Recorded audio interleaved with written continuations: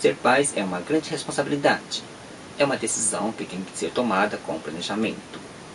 Não foi assim no caso de Alexandre Nardoni e Ana Carolina de Oliveira quando namoravam. Ela engravidou quando tinha apenas 17 anos e ainda estudava. Tinha Alexandre jeito de lidar com essa situação com responsabilidade? Vejamos essas reportagens. Quando ele entrou no curso, estava prestes a ser pai pela primeira vez. Ana Carolina Cunha de Oliveira tinha 17 anos e estava grávida de Isabela.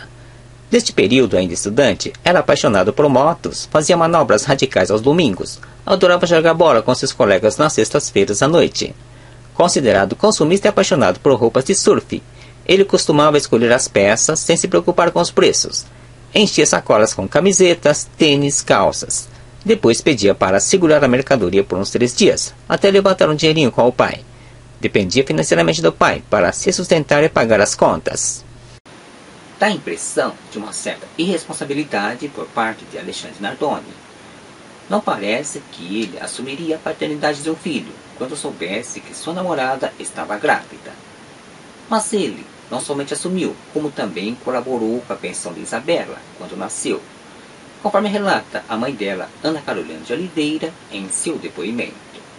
Que quer salientar que nunca houve falta de pagamento de pensão alimentícia. O que houve foi uma redução do valor da pensão, que foi aceito pela declarante, sendo que assinou um documento para isso e que nunca ingressou judicialmente com o pedido de revisão do valor da pensão. Além desta pensão, Alexandre também colaborava nas despesas de Isabela, conforme relata seu pai.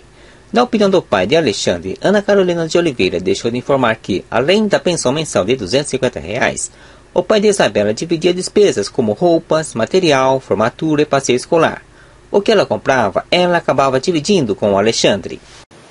Mesmo com o rompimento do namoro com Ana Carolina de Oliveira, Alexandre Nardoni nunca deixou de colaborar com a pensão de Isabela, o que demonstra bem sua responsabilidade e seu amor por ela.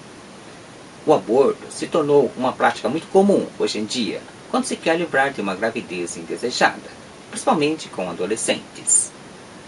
Na ocasião da descoberta da gravidez de Ana Carolina de Oliveira, cogitou-se esta opção do aborto por parte de sua mãe, o que pareceu cômodo para as circunstâncias daquele momento. Isabela poderia não ter nascido, se não fosse a intervenção de Alexandre, conforme ele relatou no julgamento.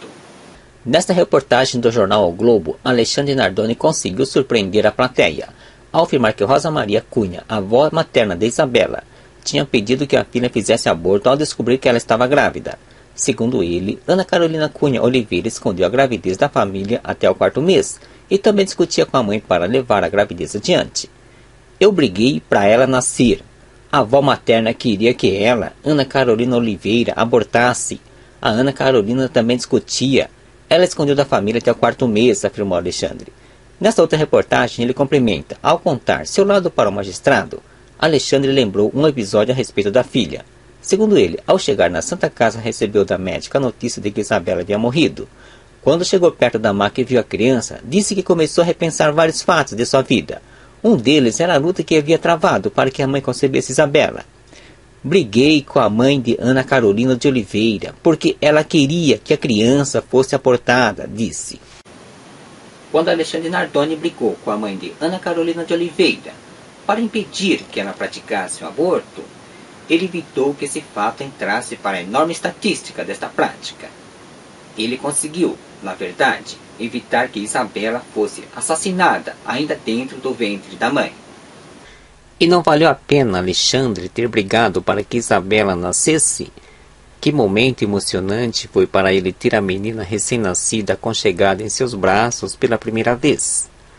São esses momentos de pura felicidade, de muita emoção, alegria, orgulho, de um pai que segura em seus braços o seu primeiro filho.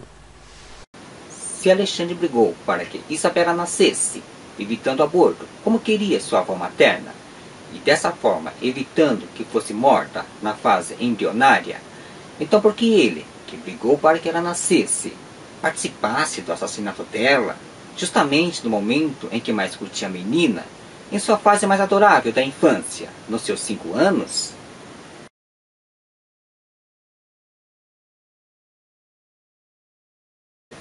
colocar uma criança pela primeira vez numa escola pode ser problemático e causar motivos de discussões entre o pai e a mãe.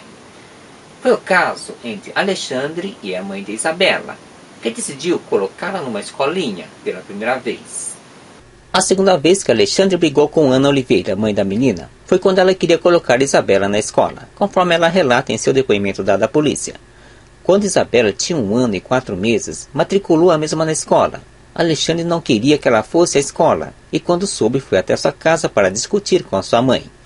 Quando Alexandre vai discutir com Ana de Oliveira e sua mãe, que queriam colocar Isabela numa escola quando ela tinha apenas 1 ano e 4 meses de idade, ele tinha lá suas razões. Afinal, que decisão é essa em querer colocar numa escola uma criança com tão pouca idade? Normalmente, não é a partir dos 3 anos que as mães costumam colocar seus filhos numa escolinha. Não poderia a menina ficar com a avó, ou então uma babá cuidar dela, enquanto sua mãe fosse trabalhar? Essa atitude de Alexandre de brigar por causa da intenção da mãe de Isabela em querer colocá-la numa escolinha com tão pouca idade, na verdade, é uma demonstração do quanto ele se interessava e se preocupava com sua filha.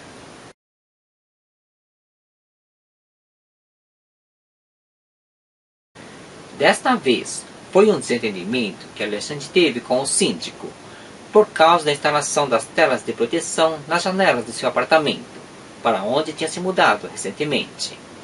Alexandre se desentendeu com o síndico do prédio onde morava, quando pretendia instalar a tela de proteção na janela do quarto dos filhos, conforme relata em seu depoimento o ex-vizinho Alexandre de Luca, que presenciou a cena.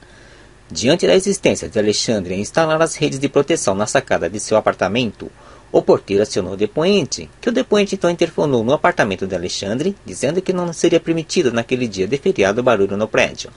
Pedindo que aguardasse o dia seguinte, Alexandre disse: "E se meus filhos caírem em razão de não ter proteção, você sabe que eles são pequenos?" A irmã de Alexandre Nardoni fala dessa tela que ele instalou no apartamento justamente para proteger as crianças. Ela diz ser irônico que seu irmão seja considerado suspeito da morte da filha Isabela. Para que a menina fosse jogada do 6º andar do edifício, a tela de proteção da janela teve de ser cortada. Segundo ela, o irmão não seria capaz de fazer isso, porque foi ele mesmo quem mandou instalar o material em todo o apartamento. Ele colocou tela no apartamento inteiro, até no banheiro, disse ela, ressaltando a preocupação do irmão para que as crianças ficassem longe da janela. A pressa de Alexandre em querer instalar as telas de proteção na janela de seu apartamento indica o quanto ele tinha preocupação com a segurança de seus filhos, chegando ao ponto dele se desentender com o síndico, apesar de estar errado, pois estaria forçando a instalação num dia não permitido pelas regras do condomínio. Infelizmente, poucos dias depois, após a instalação da tela de proteção na janela, isso não impediu que Isabela fosse jogada por ela. Evidentemente que isso aconteceu de propósito, pois a tela foi rompida. Como é que Alexandre, que demonstrou tanta preocupação com a segurança de seus filhos, forçando a instalação das telas de proteção nas janelas do apartamento, iria ele, mais tarde, ele próprio fazer um buraco nela e jogar um de seus filhos pela janela? Tem sentido isso? O fato de Alexandre ter brigado para que Isabela nascesse, de não querer que ela fosse à escolinha quando tinha apenas 1 ano e 4 meses de idade, de ter se desentendido com o síndico por causa da instalação das telas de proteção nas janelas do seu apartamento, não indica isso, o quanto ele era amoroso e dedicado para com seus filhos? Isso desmonta de vez a afirmação de que ele era um pai ausente. A conclusão que se chega é de que não havia nenhum motivo para que ele participasse do assassinato de sua própria filha.